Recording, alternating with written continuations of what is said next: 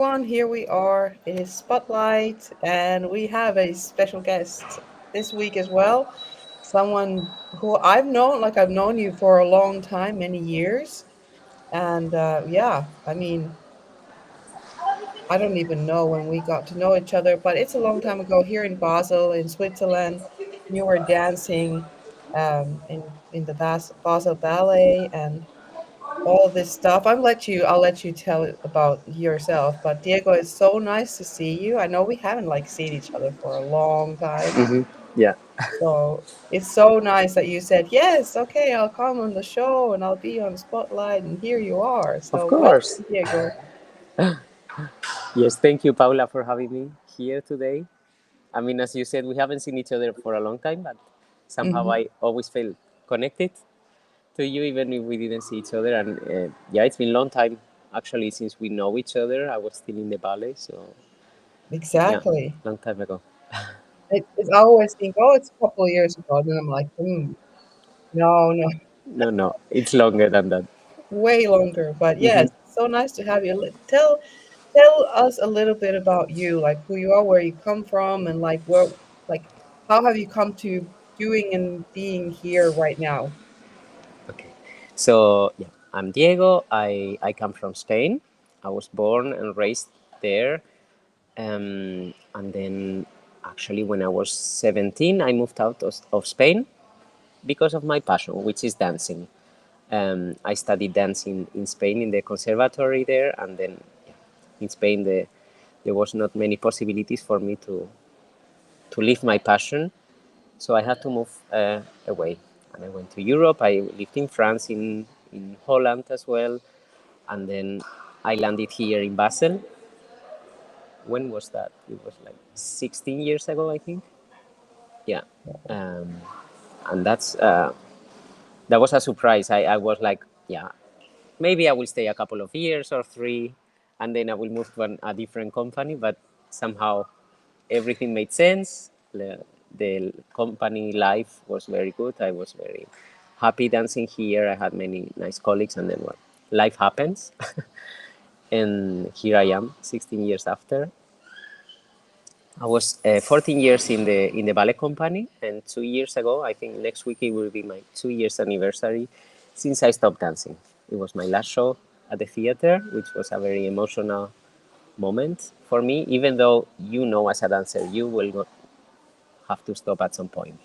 Mm-hmm. It's always there in the back of your mind. But then this moment really arrived, and it was a beautiful emotional moment. Mm-hmm. And here I am today, trying to figure out what I'm going to do next. But Yes. actually, very happy with all the decisions I have been making in these 2 years. I always try to take a bit of pressure away from these life making decisions, uh, Mm-hmm. and try to listen to my gut and to the thing that my heart was telling me to do. Yes. So right now, well, I am not dancing anymore, at least not on the stage.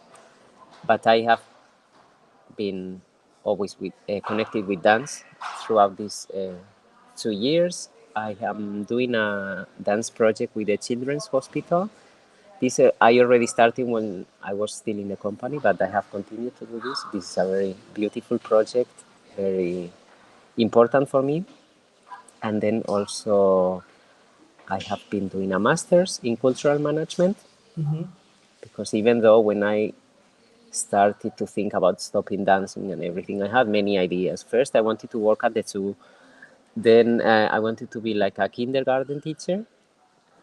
And then all of that went away. And when the moment of stopping came closer, I realized, okay, I need to stay close to dance and to culture.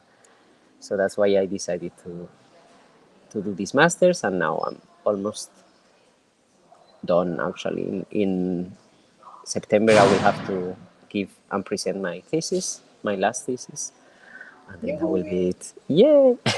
Mhm.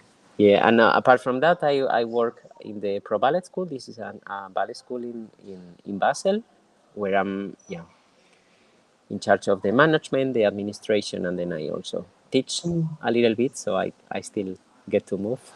Yes. Yeah, and that's that's it. That's so wonderful. I mean, there's so many things. I think, first of all, I work with athletes and dancers in the mental performance space, and there are transitions all through the life, like Mm-hmm. from one stage to the next, and all this. And then one of the biggest ones is the one you had 2 years ago, is changing away from that professional life Yeah, to the other life, you know? the real one. Yeah, Some well, of some both of some real. people, no, but some people say, welcome to the real life. No, Yeah, I I mean, wouldn't it's say just real different. because the other one was real as well, but it's just Yes. very different. Very different. And you're mastering it. It's not like you're not done. Mm-hmm. You're figuring it out, like you said. And I think that's a beautiful process and a very good example for a lot of people. Is Mm-hmm. because even though I sometimes compare it like it's a death. Mm-hmm.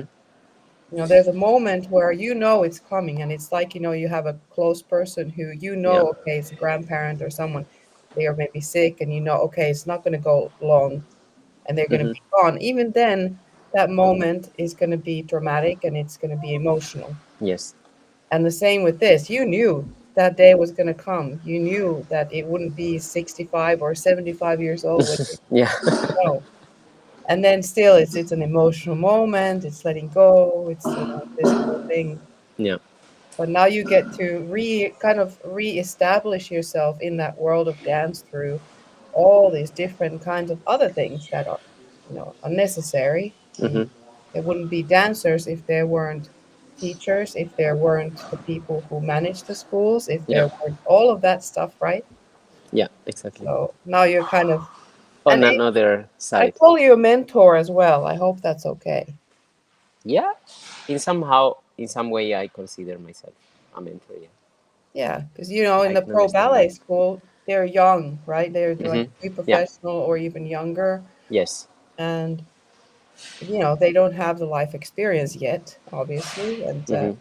that's where you, who had a beautiful career as a dancer, and Yeah. you get to kind of, give out wisdom and be there and see them through a lot Mm-hmm. of things, and I Yeah. think that's a beautiful way. And how did you get into the pro ballet school? Tell us a little bit about that. Well, that was actually maybe a couple of weeks or even 1 week before I stopped dancing. I was contacted by the director of the school, by the founder, Cynthia Lavarone, with whom I had the pleasure to dance in the Basel Ballet.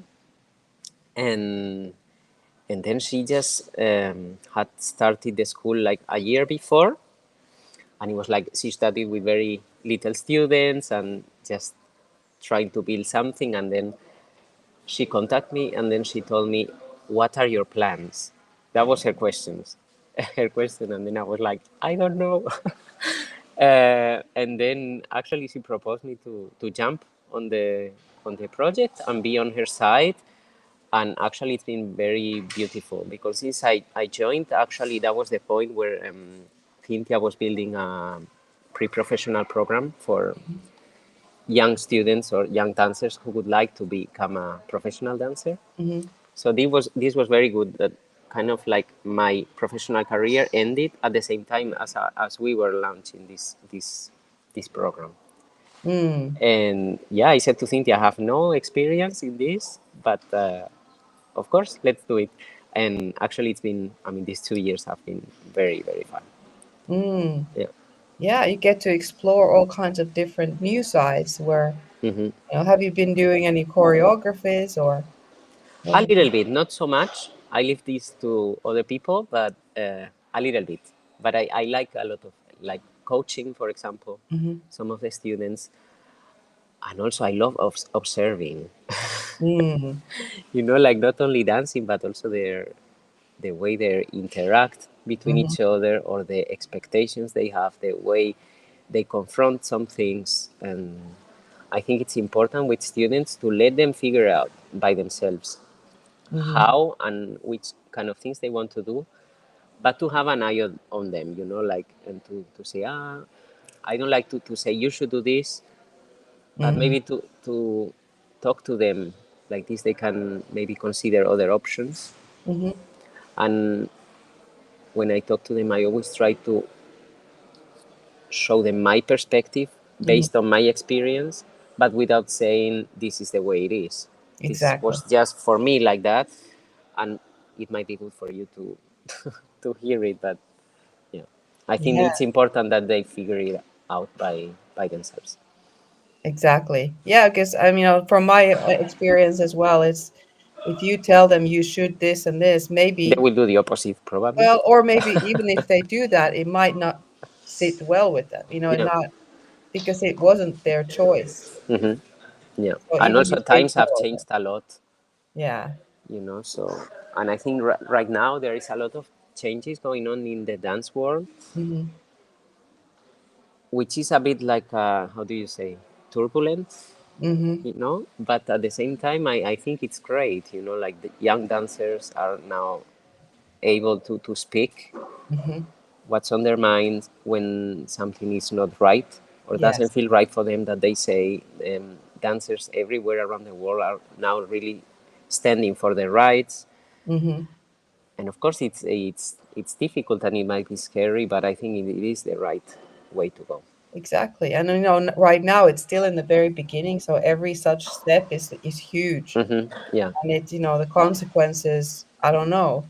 But as time goes in the next 5 years, or even Yeah. further, I think it's probably going to be more and more like, okay, well, the old system where say, well, this is how it's always been, Yeah. and this is how I was taught, whatever, is going to start changing, because I'm glad that not, that things change, right? There's always, you don't have to hold on to the good old things, right? Mm-hmm. This is how I was taught, and this is how Mm-hmm. they were, and then it's like, well, it's a 150-year-old method. So, Exactly. yeah, I think it's very positive, and then we need people like you who are the observers, because the observer is the one who's able to then ask the right question Mm-hmm. from observation, right? Yeah. And But not just giving your opinion. exactly. Sometimes I had the feeling, for example, when I was studying or in the early years of my career, that some people came with already like fixed questions or reasonings without listening to me first. Hmm. And I always thought that doesn't make any sense. I haven't started talking yet, and you are already asking me questions or giving statements based on your beliefs or on your experience. But Yes. yeah. Exactly. Well, I want to jump into, because one of the biggest reasons why you're here is because of Pro Ballet School, right? Yeah. So, because it's a big deal. I mean, I do believe completely 110% everything happens for a reason. Hmm. And that you are part of the Pro Ballet School, that Cynthia called you, like, a little before you actually had your last show and everything. It's for a reason. You didn't have an answer, and she gave you sort of an answer. And Hmm. And here we are 2 years later, and things have moved on quite a bit at Pro Ballet School, right? Yes. So tell us a little bit about where it is right now and what's like the next big thing. Okay. So, as I said, the professional program started 2 years ago. Actually, when I joined, and it was like with little groups, and suddenly we realized, okay, these students they are very happy here. They are improving a lot. So we said, okay, let's do a big show. So, but at the beginning, it was like, it is crazy to try to organize a show after so little time. But we did it, and then we did another one, and then the feedback actually, not only from the students, the parents, but also from the public, it's been very, very great. We are really happy with the way everything went, and especially we are proud of our students because they have made great progress. They have worked very hard, Mm-hmm. but now they deserve a little bit more. And actually, one of the things that we have been trying to get for the last year, it's been like a bigger studio, Mm-hmm. because our studios, they are very good, very nice, functional. I mean, obviously they have learned a lot and danced a lot in this during these last 2 years, but they are a bit small, and especially with students getting older, bigger, better, and dancing, they need more space. They need space to jump, to travel, and this Mm-hmm. is the fun thing to do, of course, in dance. And right now, our studios, they are kind of like if they were in a box, in a little box, and then you can see like the energy, you know, like they want to go through the walls because they want more. And now we have found a place which is very close to our school, which is great because we can keep um, teaching in both studios. Mhm. And we are very happy. We are hoping that we will start the new season, so from August in this new studio. And yeah, we are super excited, actually. Yeah. Yes. So because of this, you have a we make it, right? We make a Yes. crowdfunding going on right now Yes. because Yes. obviously it comes with cost. A lot of costs. Yes. Yeah. So I mean, this is a dream. Not when we found this studio, we were like, we can't believe we have found this because it's very rare to find a place in Basel, at least, which is very big, that it doesn't have any pillars in the Mm, middle.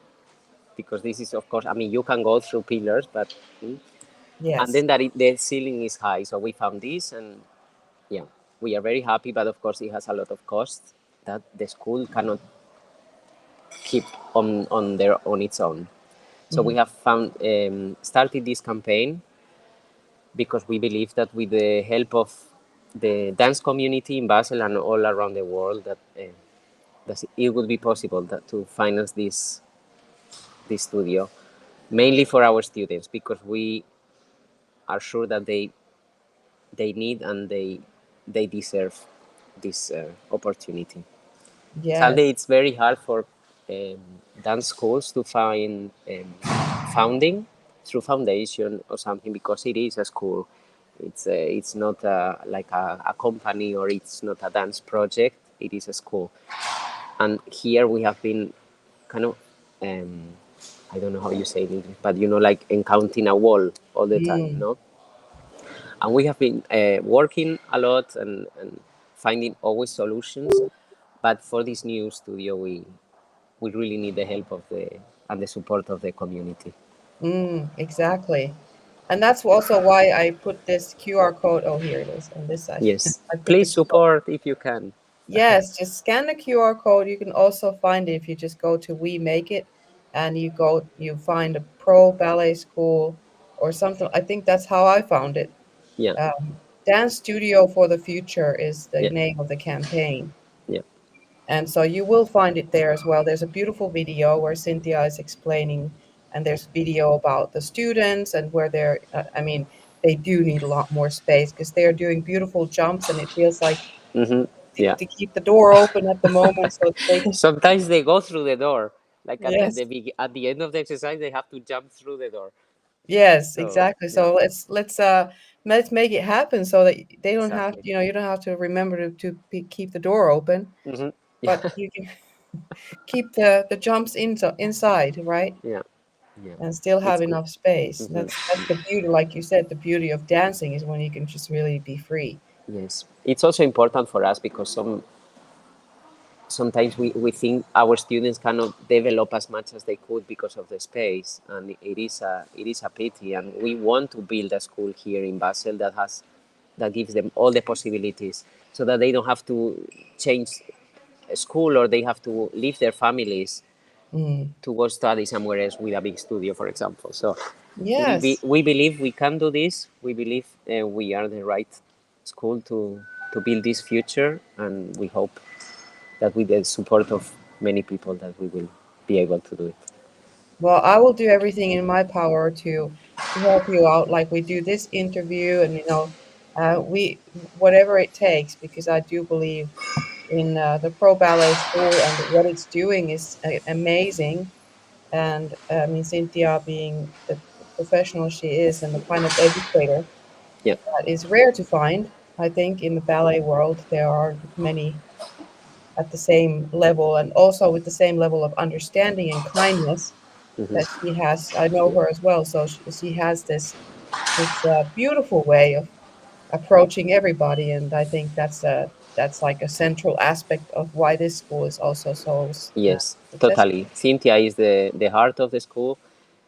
I have been admiring her for these last 2 years. For me, it's amazing. Not only her expertise, the way she teaches, but especially her passion for dance and her passion for teaching. Hmm. And I think Exactly. the students can feel this, and this is why they have been improving so much and coming to the school with a smile and wanting to work. Yes, and I've always been following, and then there's been awards and things like that. So Exactly. Yeah. also success outside in the outside world, where Hmm. of course we need to compare in order to find where we are, Yes. and that's one way of showing, well, it's working, right? So Yes. I think it is. yes, so awesome. Thank you so much, Diego, for Thank you, Paula. It was very nice talking to you. yes. And look, I think we're gonna repeat a conversation like this in, let's say, in like 3 months or 4 months or so. To see where we are. Yes. I mean, it's all I Yes. have like It's a goosebumps. good idea. So yeah, let's do that, and let everybody who's here, please do, like, take a look, and if you feel like you want to support, please, QR code is here, or we make it. You can find it there as well. Pro Ballet School, Yes. and I'm taking it again. Dance Studio for the Future is the name of the campaign, and we make it. And so, Diego, you're wonderful, and if you were right here, I would give you a hug. Virtual hug. Yes, exactly. Here we go. And yes, thank you so much for your time and your Yes. beautiful energy here. And Thank you, yeah, Paula. thank you for everyone who's been here. The numbers have been going up and down throughout the time. And of course, this is a recording. It's going to live, I don't know, forever in the internet. Yes. And so, if you do watch the replay, please do comments and everything so that we know who's been here and who's watching. And if you have any questions, just reach out. And so next week, there's going to be another guest on Spotlight. And in a few months, we'll have Diego here again. Exactly. Back. Yes, he's going to be back. So, Yes. all right. Thank you, everyone.